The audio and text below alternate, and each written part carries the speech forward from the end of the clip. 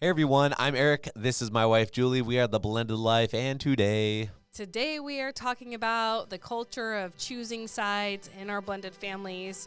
How do we get rid of that so that we aren't creating division in our home, aren't creating winners and losers in our home, but we're focusing on more the family.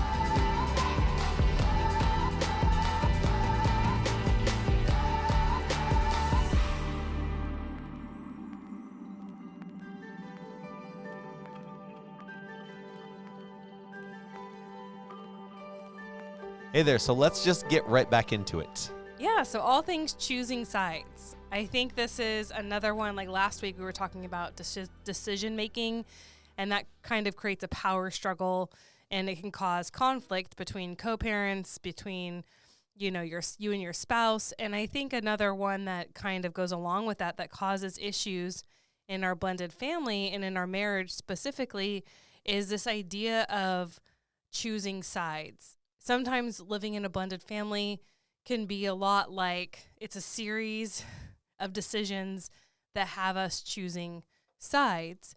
And the truth is, choosing sides creates division because someone's always a winner, someone's always a loser. And why are you pointing at me? I was pointing at the button that says, "Oh, you're one pathetic loser." I was like, "That's the perfect." Man, you are one pathetic loser. Yeah, that was like the perfect opportunity for you to use that soundbite. You did on your left hand. Someone's always a winner, and then you pointed at me as someone's a loser, and I'm like, well, here I am, you guys. No, I was signaling the button. You got that perfect. Good job. You found your buttons. I found the buttons. But yeah, I mean, we talk a lot about feeling divided in our blended family, and I think this is one of the things that keeps the divide going, that perpetuates this sense of separatedness or conflict in our family. So then what do we do to avoid having to be put in the position to choose sides? Like, how do we navigate this? But well, what do you think about this topic just generally off the bat? Well, I think it's a very common thing. I mean, we all get put in this situation. We all feel like we're in this situation. We all feel like we're putting other people in this situation. Like, it's a very common daily thing in our blended families. And I think it's something that we can all relate to. Like, as you're talking about this, I'm going, well, why don't we be more mindful? Why don't we, think of our partner, think of, all of the kids, or, and it's just, I guess sometimes it's just not reality. Sometimes we are in a place where we need to make split-second decisions, or we're in a place where so much is going on that we just have to make a decision, and we're not taking the time to take everyone into accountability. How's your feelings? How are their feelings? What about this? What about all sides? Especially when we're talking about this and it's bringing the other family into consideration, and how it affects them. That's probably the people who get really the short end of that stick. And I know we can relate to that. I'm sure the other families, if we ask them, they could relate to that too. It's just there are so many sides and so many people and moving parts to take into consideration that it is not an uncommon thing to have struggle, a winner and a loser. I didn't mean it like that. Truly, I'm like, because before we went on air, I'll take it. You went through all of our sound bites, and that one came up, and I was like, it's the we've had for perfect one to use, and the loser. Here we are. Anyway. And here I am. And so I was considering, this idea of choosing sides, and I was like, well, what are the main ways we feel this in our blended family? And I came up with 3, and as you were talking, I came up with a 4th. As this loser was talking. Oh my gosh. You're the winner. I'm the loser. No, definitely not. So the first way that we choose that, you can see this choosing sides happen in blended families is you're choosing between your spouse and your ex. Like, sometimes it can feel like that. And this doesn't mean that you're choosing anything romantic, but it means that you're choosing your ex's side with like a parenting decision or, a disciplinary decision or medical, scholastic, like any decision about the kids.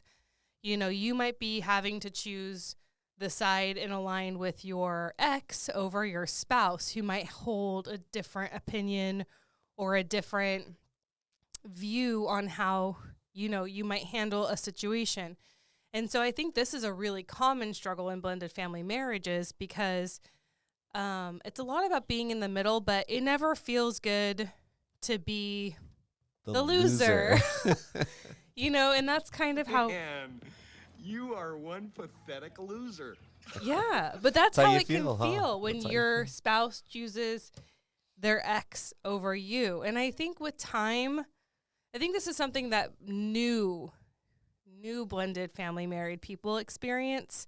I think with time that kind of wears off where it's just like an acceptance comes or, you're tired and don't care anymore, or there's a maturity that happens where you realize it's not about you.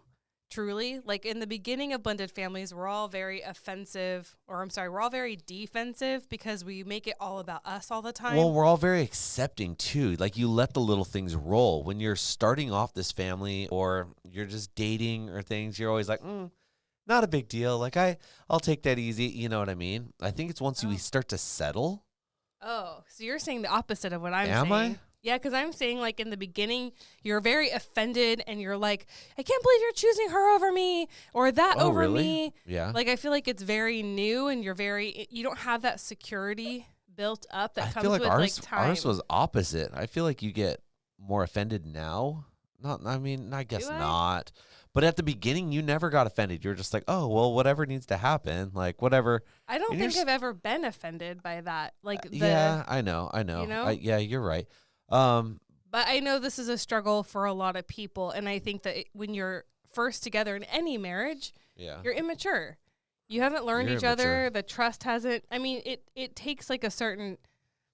In 20 years, what bugged you in year 5 isn't going to be the same. You're going to have matured out of some of your emotionalism. Hopefully. Yeah. Right. Yeah. But it's interesting because it could be the other way. It could be in the beginning, right? You like excuse away things. You're like accepting to That's try how to I like feel. Like a lot of keep people. the peace. Yeah.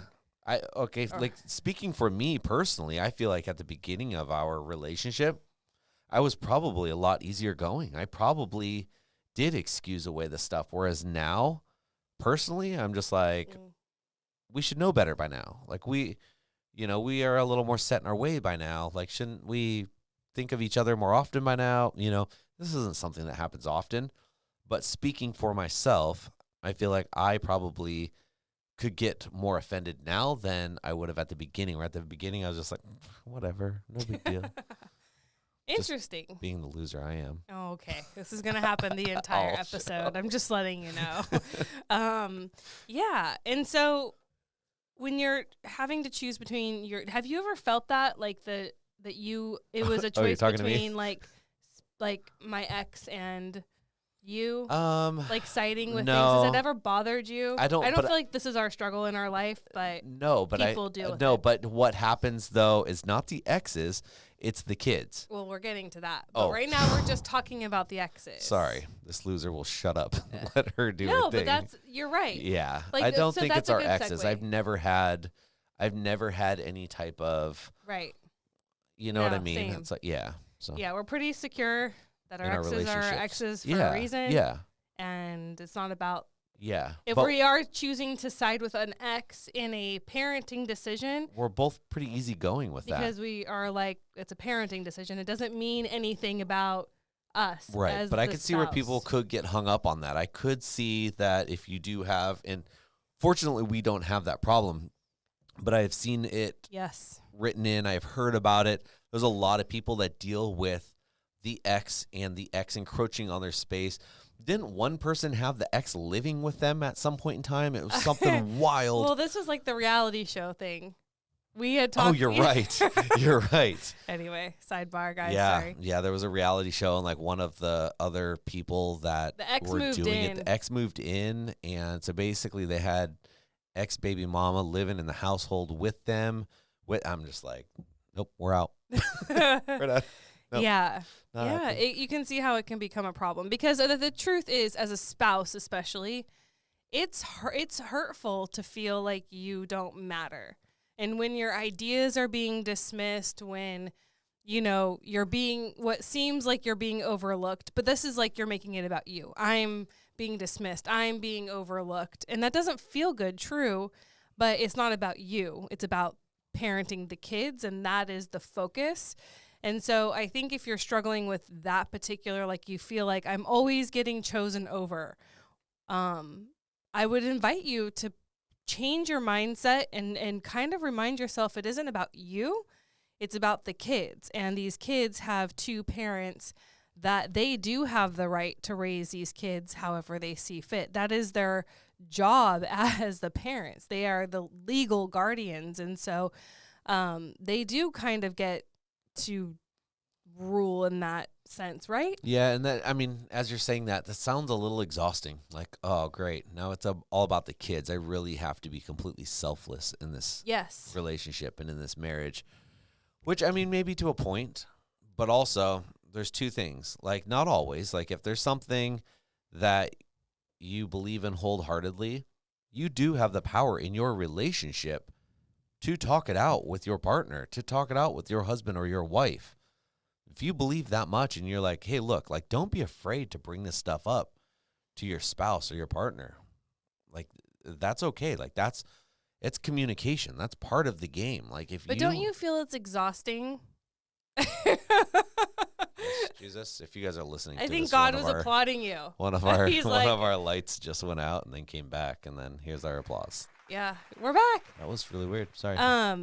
But I think, like, okay, so you talk about how exhausting that can be. But don't Right. you feel like you could feel for the spouse who that's exhausting? Like, you're going to have this conversation and it's going to go nowhere. Well, that was And that's like only part exhausting. one before I was The lights interrupted went by out. the lights. Sorry. Ooh.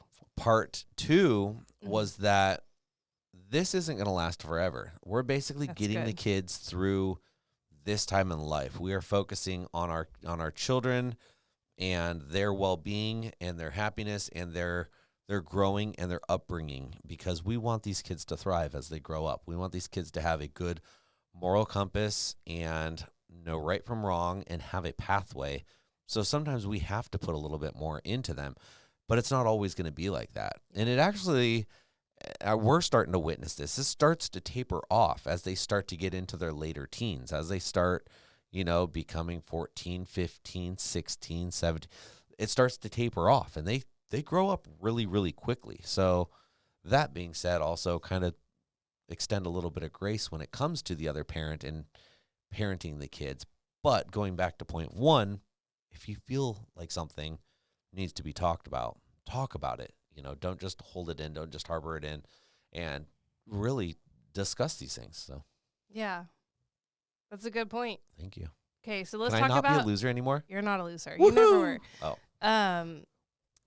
You became a winner when you married me. Oh, I had wait. to reach down for that one, guys. Yeah. Oh, wait. That's the wrong one. Everyone's winners. You love me exactly as I love you. So let's go, like you'd mentioned it earlier, but let's talk about that. The choosing sides thing, a lot of people experience the hardship of choosing sides between your spouse and your kids. And that's like, we've talked about this on the podcast a lot about being stuck in the middle, and that's a really hard place. If you're a step parent, please recognize, and we both are step parents and bio parents in our blended family life. So And experience this. We both experience yes. So what I invite you to do if you're a step parent, whether you have kids of your own or not, tap into like how hard it must be to be in that position. I don't have that song queued up. Oh. Tap in. I don't know that song. What? Yes, you do. Your Oh daughter my knows every gosh. word to it. So. But like try to imagine and extend grace, because it is a hard spot to feel like you're constantly in the middle of your spouse and your children, who you love both so much, and they both mean the world to you. And so if you're a step parent and you don't have kids of your own and you can't relate to that and you just are living an upset life, I invite you to get outside of yourself for a moment and try to just kind of understand what that struggle must be like as the bio parent who is in the middle, and allow grace there, because you are loved, you are valued by your spouse. But sometimes being in the middle of two people like your spouse and your children is an impossible decision. And truly the loser is the spouse, not even the step parent. Like the step parent feels like they lose, but I think it's the spouse that really loses, because they may make one side happy, when we're talking about choosing sides, a winner and a loser. So while they're making someone happy, they're making someone they love, value, and care about unhappy. And that doesn't feel good. Like it is the bio parent in this situation, I feel, loses 100% of the time. So at least as a step parent, you might win 1% of the time. That's 1% of the time more than your spouse. And I just want to kind of offer up that perspective. Do you have anything to say to that? I am such a loser. That's what I'm thinking the whole time. I'm like, man. Do you feel it? Like, do you you agree? Like that is 100%. hard. Yeah, 100%. Yeah, and you walk around losing all the time. Like you're always making someone unhappy. Yeah, and you just can't win. And we had an episode, I think, literally named this, I just can't win. And that's that's the way you feel about it. I mean, that's the reality about it. And you're stuck in the middle. And here it is. Like, we've got to make the hard decisions. As parents, we're called to make the hard decisions.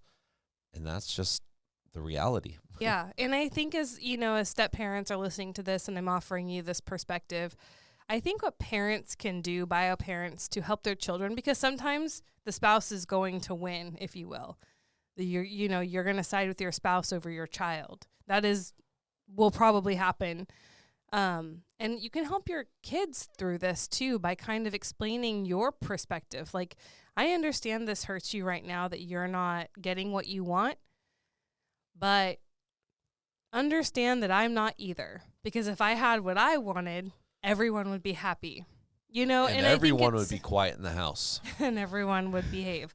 But, I think these are the conversations too, because when kids victimize themselves, it feeds a bigger problem. And I think when you can help your kids stop seeing themselves as a victim and part of the family where everyone kind of feels this and you kind of level the playing field, then it helps them through it. It also teaches your kids how to have grace for each other.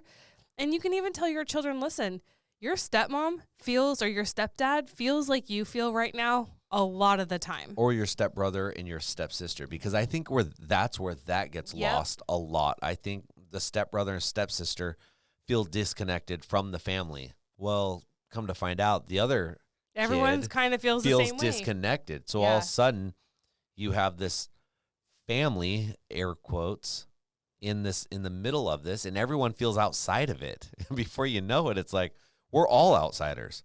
That's how this family doesn't even exist because we're all outsiders. Sorry, it's just I know it. I know it sounds funny. It's just I hadn't heard it put that way, and then. But you think about it. You feel like an outsider in our family sometimes. I feel like an outsider in our family sometimes. I know all the kids feel like outsiders of our family sometimes. Well, when you stop and think about it, you're like, well, are we being a family right now? Is this a family? Are we doing family things and that one kid's not? Is that, you know what I mean? Or this kid? Yeah. No, we're all kind of doing our own things, and this family's really not existing. We're all being outsiders to our own family. We're turned inside out. Yeah, and it's a lot of pressure too, because how can it not, I mean, gosh, you guys, you tell me a time in your blended family, and maybe you guys have lots of stories like this, and we're just the odd man out. We're just the outsiders. We're the losers. We're the losers. No, but like, I can't think of a time we did something that everyone was equally happy and enjoying it and there for it. Christmas morning. Do I win the gold star? Were you happy Christmas morning? I think everyone was. Okay. I'm just happy that everyone's happy. I'm always the outsider. But it's a hard thing to have. It's a lot of pressure when you're a blended family to have family events, do family things and everyone be like equally participating, equally excited, equally invested, equally happy. Like it's That's life. I mean, I feel like there's always going to be someone. There's always who's someone. Like, this sucks. I don't want to be here. Yeah. Or Yeah. this is boring. Or Well, especially when are we going to go? especially you know? as kids, like as we become adults, people learn to pick and choose, and they learn how to make the best of situations. And I think these are the times where we can learn, or where we can teach our kids to learn stuff like that. Yeah. These are where our kids develop. Like, yeah, you might not want to be at the lake this weekend. However, look at the bright side. You're not at home. You know, you're not. That's not a bright side to our kids. That's not a bright. Oh my gosh. They like home. They like Yeah, computers. but look at I'm just. you're kidding. you're not at school this. Okay, we They just like can't school. win. I know that's what. Yeah, 100%. You know what I can't mean? even do that. help them find the bright side. Maybe I should have There's used no a bright different side. example. Yeah, Isn't but there a you know what I song? mean. Bright You're not side? at work. You're not at home picking weeds in the garden There you or picking go. up dog poop. You're not cleaning the or bathroom. Cleaning the bathroom. Yeah, you can just relax. Do what you want to do. You go kick your feet up. You know, hang out. Go eat a candy bar. Drink Oh, a there's soda. candy bars there. The kids will be happy. This is my fantasy, okay? Oh, sorry. Yeah, yeah. What do you want at yours? You don't Lettuce, wanna know. salads, Okay. water. Well, but you again. So that's the second way we feel like we're choosing Right. sides is between spouse and children. But Yep. you alluded to the third way that I thought of was when you're choosing sides between your kids and your stepkids. Yeah. And this is where the children feel it the most, right? Where it's like things aren't fair. Like, why do I have to clean the bathroom and this other person who uses it doesn't have to? Why do I have to take out the trash and these people don't have to? Why do I have to wake up and this person doesn't have to?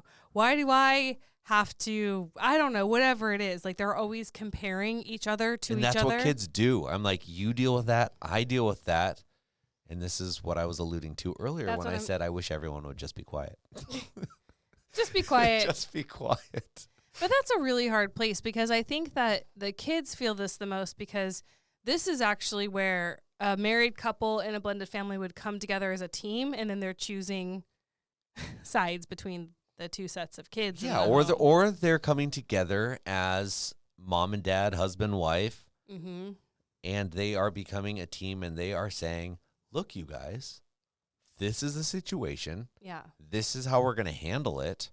Like, you win sometimes, you win sometimes. Like, this is where you explain. This is where you create that life Mhm. lesson that the kids go, oh, okay, I kind of get it now, because they normally don't ever get it the first time, and we have to tell them 1,000. 30,000 more times. Oh, yeah. Yeah. 100%. No, 30,000. 30,000. Yeah. 300,000%. 'Kay. Yeah, I think that it's always an opportunity to let the kids grow and learn. But so now the question is, most of us in blended families have a culture of choosing sides, right? Which sets up at least one or more people in your family to be losers or feel like that. Well, one of us at least. But here's like, how do we switch the culture then? Right? How can we set up our family so that we're trying to have everyone win? We're trying to have everyone, feel like they have skin in the game, or have everyone feel like they're part of a team or they're part of this family. Like, even if they don't like it, they're part of something, which really makes them a winner. Like, even if they have to clean the bathroom, they're cleaning it with their other siblings and they're all in it together. And because even if kid gets to miss out on something like a chore, Bummer. then it's like segregating. And that's, it's backwards thinking that it's like everyone's like, yeah, you get to, you don't have to. Aren't you lucky? Aren't you special? Aren't you the winner? But are they the winner? Because they're not part of the work in the family that's being Well, that's done. where you build pride and you build ownership and you build camaraderie, and that's where that's You a work small, that's a together. small part of where work ethic is involved. You're like, wow, you know what? I've worked hard to earn this or do this or be a part of this, and yeah. Well, there's something to be said too for putting the kids in the trenches together. When you We're gonna put our kids in trenches. yes, Okay. afterwards. Now we're talking. I know, but like something about having to do the hard work with your siblings and not just live a series of mountaintops. Like, we're not spending time together at Disneyland and Magic Mountain and vacation. Like, we're also spending time together doing the hard stuff, doing the work. And it's an important part of relationship building. You know, it's something to be said for all the kids to be able to struggle together and do things they don't like. In a weird way, they can all bond and bitch over cleaning the bathroom, you know? And gosh, I can't believe they're making us do that. I know, this sucks. And as weird as that sounds, they're creating kind of their own culture as siblings. But what happens is when you don't make kids have to do things together and you let a kid sit out from a chore for whatever reason, you're creating that culture of separateness. That bitterness sets in, and then but then that kid doesn't feel like they're part of things, even if they got out of something. And then the other something. kids don't feel like they're part of things either. And now, so what you're saying is we need to have our kids do chores together constantly. I mean, that's one way of I'm parenting. like, let's do this. So those are the three main ways I found that we have this culture of choosing sides and creating division and winners and losers is the spouse versus the ex, the spouse versus your children, and then ultimately your children versus the stepchildren. But then I was thinking, as Eric was talking earlier, like there's also our kids having to choose sides between their bio parents, like putting kids in a position to have to choose sides between bio mom and bio dad. And that creates a whole lot of like mental health stuff that kids have to go through that I didn't even really consider when I was writing stuff about what we were going to talk about today. But that's a very big thing that kids kids don't do that to themselves. Parents do that to the kids. And it's a really huge mind fuck. Oh, and there it is. Sorry. Oh, wrong one. I don't have a better word to describe it's it. the wrong button. There it is. But when kids, I'm sorry. But when kids have to get put in that position to choose sides, you know, it looks like kids having to, I have to dislike my mom and my dad's home, and I have to agree with, all of the things that dad is saying, and I have to like badmouth my mom and my dad's home to find favor and acceptance. That is calling your child to, they have to earn love, safety, and belonging by denouncing or talking crap or gossiping or being on your side in your home and not liking their other parent, regardless of how they feel about their other We talked parent. a little bit about this on the last episode. And it basically hard. puts your kids in the middle, and it creates issues for our children. It doesn't allow them to settle. So anyways, if you guys want to hear more about that and you haven't listened to last week's episode, that's a lot of what it was about, But it was like we all feel in the middle. Like even our Right. kids feel in the middle. Right. And I didn't consider that when I was writing this episode of like the content. How inconsiderate of you. I know, but I guess we can all have, I guess the point of saying that is, gosh, we all feel in the middle sometimes, and we can all have grace for one another about how horrible, like as much as you have as a bio parent feel stuck in the middle, my goodness, your kids must too, and so we can extend grace, and when we can extend grace, that creates space for a lot of love to come in and a lot of acceptance and a lot of good bonding and what comes when you can create space, you can fill it with things that matter. So I just wanted to bring that up. So let's talk about how we can navigate. I have a bunch of points, so I'll, try to get through them fast. But how can we navigate like this culture of choosing sides? Well, I think the first thing is we have to get rid of the ideal that life is fair. Like step parents, you signed up for a job that's not fair. I don't know what else to tell you. That's like real love, hard talk, fast speak. I wouldn't say not everyone, but 99% of us.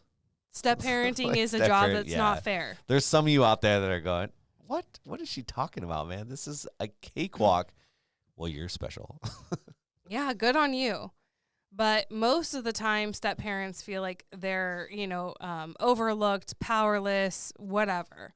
And so this is part of the coaching work I do as a life coach, is I help women in blended families take their power back and feel like they have some sort of control, even if chaos surrounds them. So if you want more information on that, you can reach out to me at becomingheardnow@gmail.com. You can send me an email there or reach out to me on any of our social media, and I can get you information more on coaching through that. But I think that we enter and we feel at some point as step parents, it's not fair. I think as bio parents, we feel like being in the middle isn't fair. You're right, it's not. I feel like all of our children feel at some point, it's not fair. It's not fair they get to do this and I can't. It's not fair I have to go to dad's house. It's not fair that my stuff is in 2 places. It's not fair that you choose your spouse over me. And what I would say is we need to get rid of fairness. And this is something that people have a really hard time with because they're like, fair is the litmus test for, okay. The YMCA. That's why we stopped playing hockey there. They wanted it all to be fair, wanted to stop keeping score, wanted to give everyone a medal. And I put my foot down and said, life isn't fair.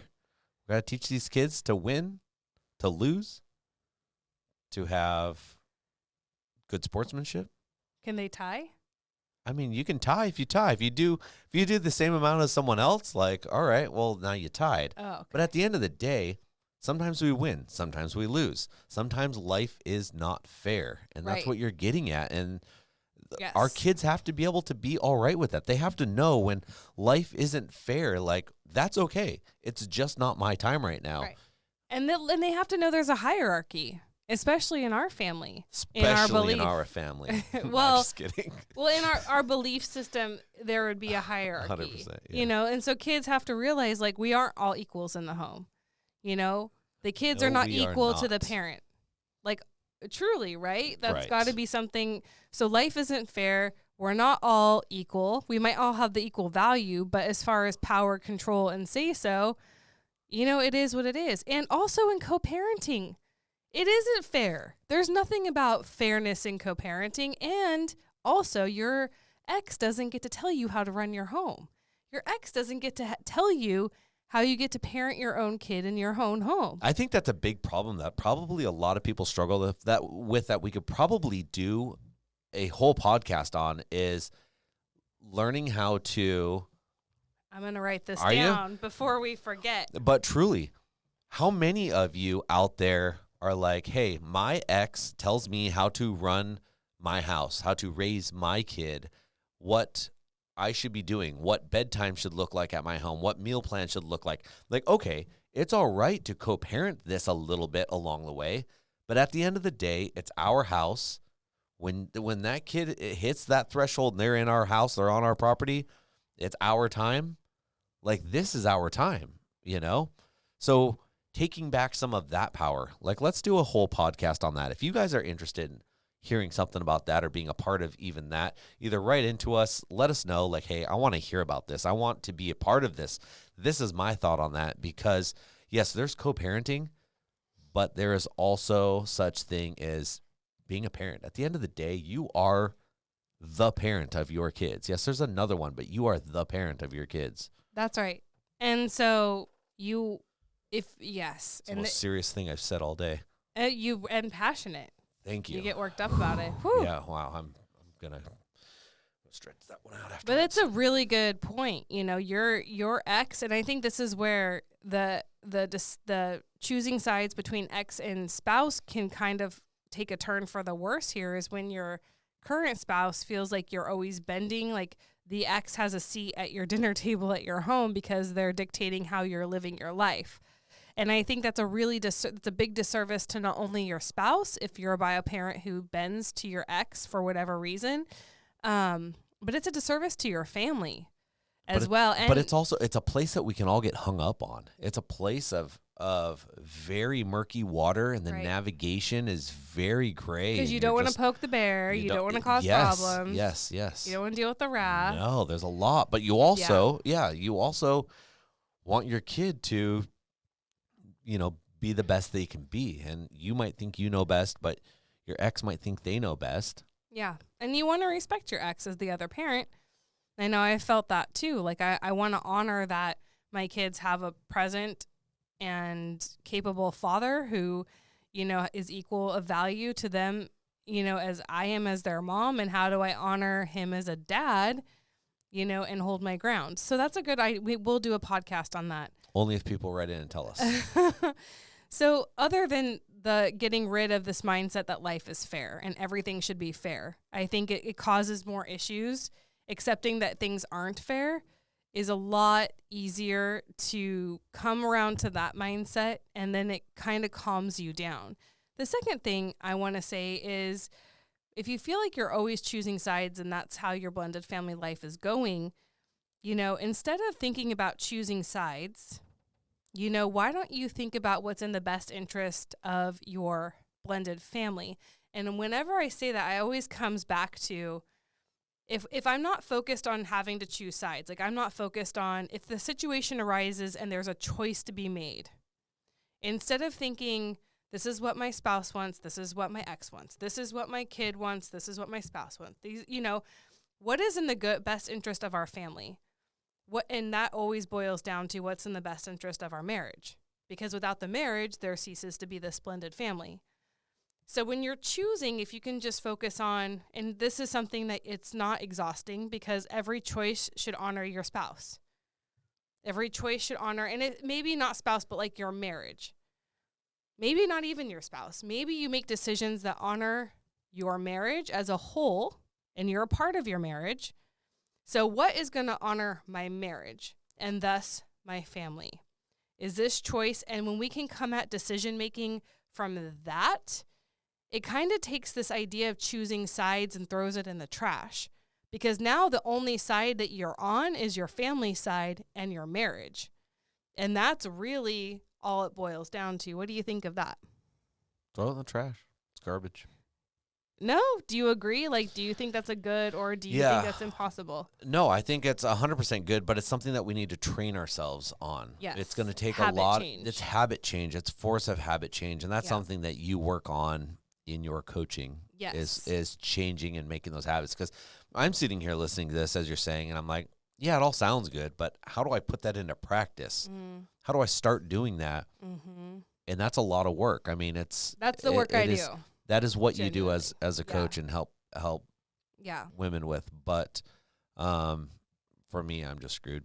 It's a bunch of will that needs to go into effect. Well, and something that you can do if you are so one thing in coaching I talk about is anchors. And anchors are physical representations of the change you want to see.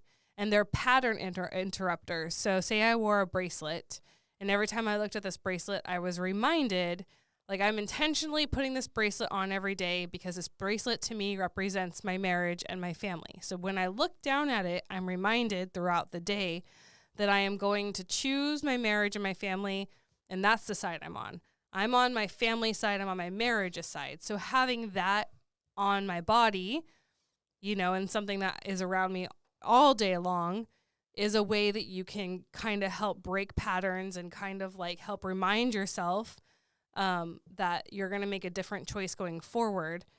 But I also, another anchor that I could give to you, if you're a Christian family like we are, there's a Bible verse that you could print, frame it, and kind of put it up in your house somewhere everyone is, and maybe you put it multiple places in your house. But there's Mark 3:25 says, a house divided against itself will not stand. And I've come across this Bible verse a few times in our blended family life, and it's very convicting because I think that I think a lot of people feel divided in their blended families. I don't think that this is I think it's a common thing. And so if you put that Bible verse up, it kind of reminds you, like, we can't do things that support division in our family. And that all starts with it's not the kid's fault, right? This all starts between you and your spouse. And so even having a verse up in your house that kind of like keeps that in mind, like a house divided against itself will not stand. That's like, wow, like we have to choose different. Because if we don't choose different, what is the fruit of this division going to look like? And so that's one way that you can kind of help yourself get into, you have to use tools. Yeah. to get the job done. Set boundaries, right? I think a huge part of if you are succumbing to this choosing sides mentality, it should tell you that you need to set some boundaries. It may be that you need to set boundaries with your ex, with your spouse, with your with your kids, with your stepkids. Because if you're feeling, and especially like if you're the one that's feeling like a loser, you're the one feeling dismissed and you're the one feeling like you just don't matter, you have no voice. That doesn't feel good. And I will tell you, divorce rate is 70% in blended families. So if you don't set some boundaries, it's not a sustainable way to live, feeling like a loser in your blended family forever.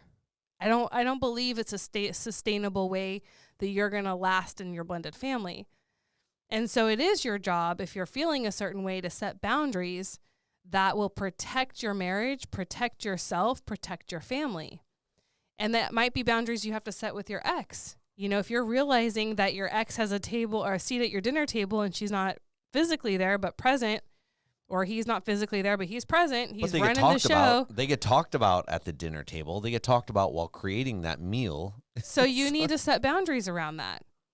And so that's one thing you can do to kind of help yourself out of this struggle of choosing sides, and that's the culture of our blended family. Another thing, don't take things personally. We talked about this earlier, but night is not about you. If someone's mad at you, or it says more about them than you. Like a lot of times people's feelings aren't even about you. It's just their struggle. And so if we could all learn to be less offended by everything and stop taking things so personally and having a heart for our spouse or our children or our stepchildren, like this is just where they're at. Like I'm not going to spend my life being upset about it. It's not about me. Because if you're so upset, you can't ever meet anyone where they're at. You're in your own trench. How are you going to help someone out of a trench if you're like 10 miles away in your own? It's not possible.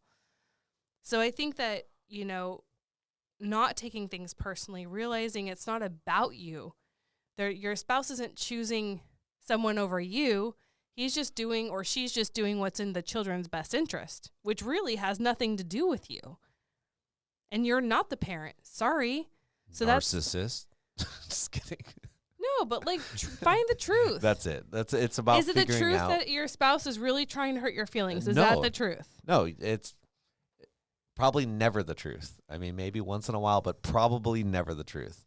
It's always, they probably didn't consider you in this, and they're probably trying to do what's best. Right. But for they're their not. Kids. Yes, but they're not doing it intentionally to hurt you or your feelings or harm you. Right. You probably were not part of that equation. Right, but we make ourselves that. Yes. Right, that's why I was joking about the narcissist. It's not going to be I'm going to side with my ex because I really want to hurt my spouse. Right. I really want to start a fight. This sounds like good times. No. And Nobody then also, does that. Just to kind of go back on that, it's not even that they didn't consider you because they don't consider you because they only care about their ex now. Or their again, kids. That's about you, and don't make that about you. Don't turn this into a bad thing. They didn't consider you because you weren't part of that equation because things probably happened way too quickly and you just weren't a part of that. Or your spouse knows you and knows that you're probably not going to agree with the decision or you're going to have a different point of view. Or so, you know what? You want to take that a step further and be like, why wasn't I a part of that decision making? And your partner, your husband or your wife knows you and goes, well, I already know what your answer would be. And that's the decision I made anyways. But you're being offended because you weren't part of that decision making, but your spouse knows you so well, they didn't have to ask you. Yeah. I know I don't want to fight. I'm going to make a decision. And that is part of what you sign up. Listen, I think this is something that we need to adjust expectations a lot in this regard. Your spouse is going to make decisions in their children's best interest, and it's not going to align with your values, beliefs, and thoughts and opinions. It's just a fact.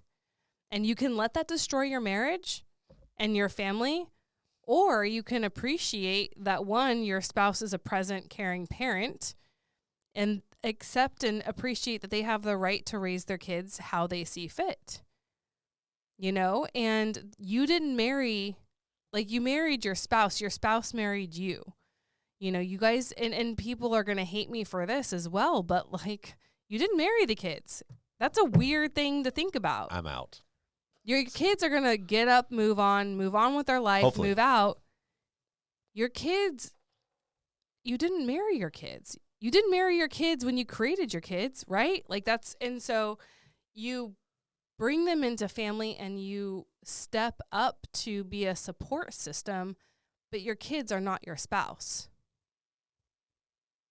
And people really don't like when I say that. No, but I mean, yeah, at the end of the day, like some people truly like turn them into it. They rely on them. They become become that the mini wife, the mini husband. Yeah, but it becomes part of the equation, and it's not only is it not healthy for you, but it's not healthy for your child either, because then your child grows up with this false of entitlement, and there's probably 10 other things that it creates within them. Right. And it's just not healthy. No. And it probably won't work out in their best interest. 100%. So, no, 300,000. Okay. 30,000. Also, 16. Here's a brilliant idea, I think. What if you didn't hog your spouse? What if you didn't demand all your spouse's attention? What if you gave your spouse space so they didn't feel like they had to choose sides over their precious children and you? What if you didn't put your spouse in the position to choose sides? What would that do for your marriage and your family? What would that do for you? It would go have dinner with a friend. Go write a book. Go back to school. I think that figure things out. I think that's one thing you and I are very good at. We don't take offense if our spouse wants to do something with, one of the kids or some of the kids, or for instance, another, or one of their friends. It's like, okay, well, I'm going to use this time wisely. And if we can let go of stuff like that and we can allow our spouse to live a little bit, I mean, living an honest life, to but have space, just to have, and not tons of space. I'm not saying like, oh, they want to move to Arkansas and you still live in Alaska and let's just have space, like that's not what I'm talking about. I'm talking about for a few hours here and there, not every single night. Like every single night's a guy's night and we're all going to go out and hang out at the bar because that's just you're the hanging space out at the I bar need. with your kid? Apparently. No, I'm just talking about in general, just people. I mean, maybe your kids. To go blow off steam, like I need to go That's it. to the gym, or I need to go play hockey, or I need to go race, or I need to go do something. Okay. I don't know. I'm just saying. Yeah, you don't give them too much space, but don't learn suffocate. Healthy balances. Yeah. And that's okay, because what that does to us is that actually gives us space, and that allows us to kind of regroup and do what we need to get done or what we want to do or read that book or whatever it may be. Go play hockey. Yeah. However it might be, Right. It's healthy to have your own space. Right. Physically and mentally. That's right. And I think that you also have to realize that you are going to go through seasons in your life with your kids and your spouse's kids where your spouse is just going to have to give their children more attention. Their children are just in a space, whether it is, there's 1,000 reasons why, but they're pulled at work, they're pulled by their kids, and you might be taking a third seat sometimes. It just might be a season, but like Eric said at the beginning, like it's not forever. But I think that we think that, oh my gosh, if I allow this to happen, this is just how it's going to be. Well, life doesn't work like that, right? There are seasons in life. There are things that come up that are going to force. I mean, if your spouse had like a terminal illness, you best believe that your spouse is going to drop everything and help you with chemo and give for you, and their kids would take a back seat, right? Or at least you better hope, right? But I mean, there's seasons of life. Things happen. So sometimes your spouse is going to need to pour into their kid more than they're going to pour into you. And that goes back to the idea of fairness. But no, it's not forever. And I think it's just you have to appreciate that if you needed your spouse to pour into you because of something like an illness, or, you know, maybe you lose your job, or maybe there's a lot of things that can happen. You know, your spouse would do that for you too. It's just your stepchildren's turn right now. And that's okay. Like, don't make it harder on your spouse than it is, because if your spouse isn't around you because they're pouring into their kids, they probably miss you. Well, and here's the other thing Also- too, is maybe you can offer to help with that. Maybe you can Yeah. pour in with them. Maybe this is where An opportunity. an opportunity, but maybe this is where our family needs to come together. Maybe this is a calling that, well, they're just taking care of their kid, so I'm just going to go do my thing. Well, maybe they could use a hand taking care of their kid, because that's what you signed up for. This is what a partnership looks like. 100%. Like, let's be in this together and help one another, because this person in our family, or this situation in our family, needs attention right now. Yeah. And this brings me to my last point, is if you have a need, communicate it, right? So here's the deal. That might be the case. It might be that you're pouring into your children and you're like, I really could use a hand, and my significant other isn't showing up for whatever reason. And don't presuppose why, don't assume, but you can have a conversation like, I need, but then you have to know what you need, because if you don't know what you need, how is your spouse going to meet it? Like, you know, but here's what I would say. I would say figure out specifically like what your spouse can step up and do. Communicate your needs. Your spouse isn't a mind reader. So if you need them to step up in a way, tell them. Give them an opportunity to do so. But I think it's we don't like to communicate needs. Communication is just really hard in blended families. But when you feel like you're choosing sides, I think you have to communicate, here's what I need so I feel like I'm not in the middle, or I feel like I am supported in this decision. I understand that you may not agree with it, but I need your support.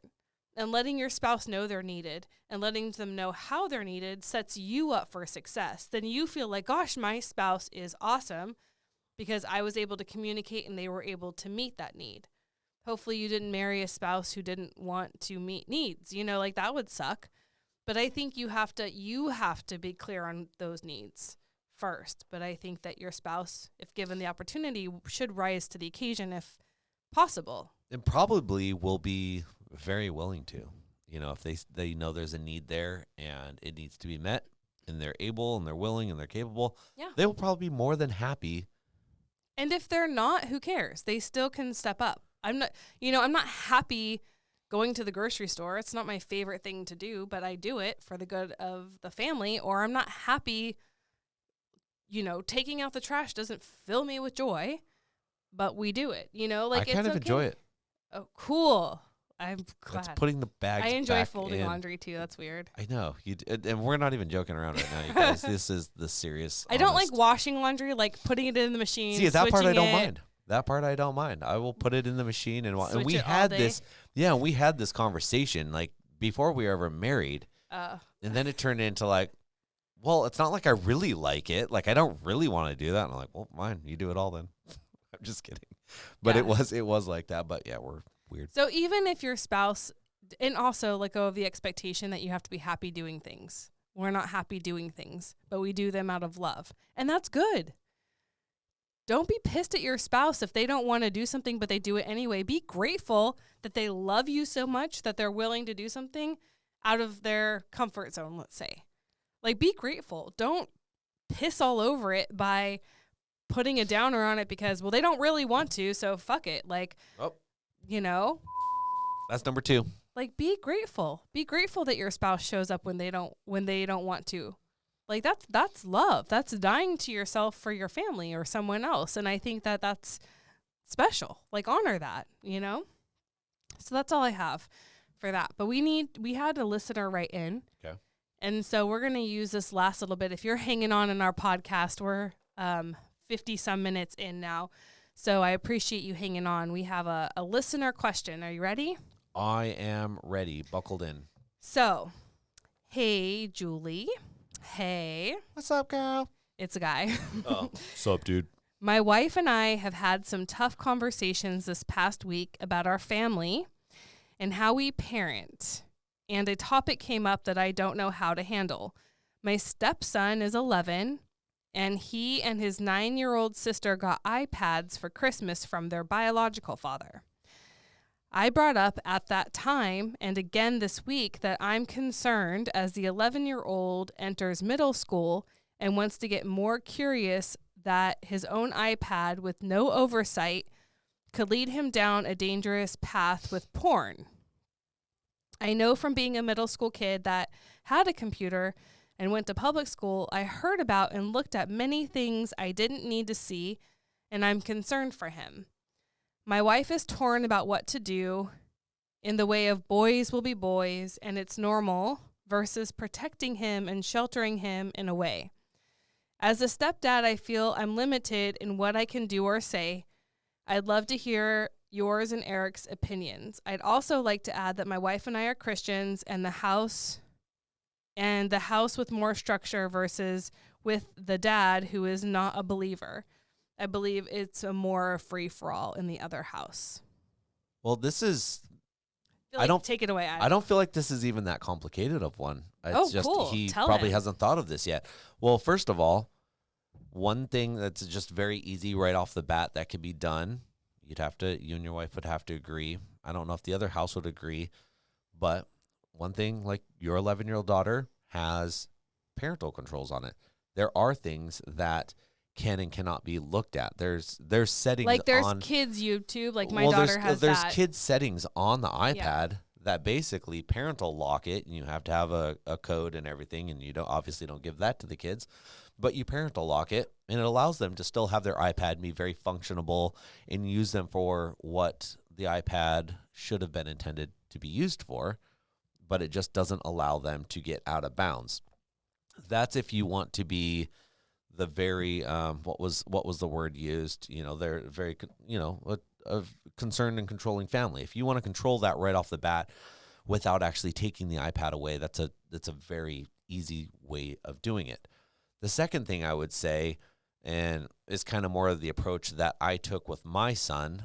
You didn't even take that approach with your daughter, but the approach that I've done with my son, and I think you've probably done more with your son too. He never had parental lock, right? Or anything like that? No, but I just go through his phone all the time. That's what I was going to say, is be aware. Be part of their experience, Let them. Don't do it secretly. Don't, when they're asleep, go through the iPad and kind of figure out what they've been looking at.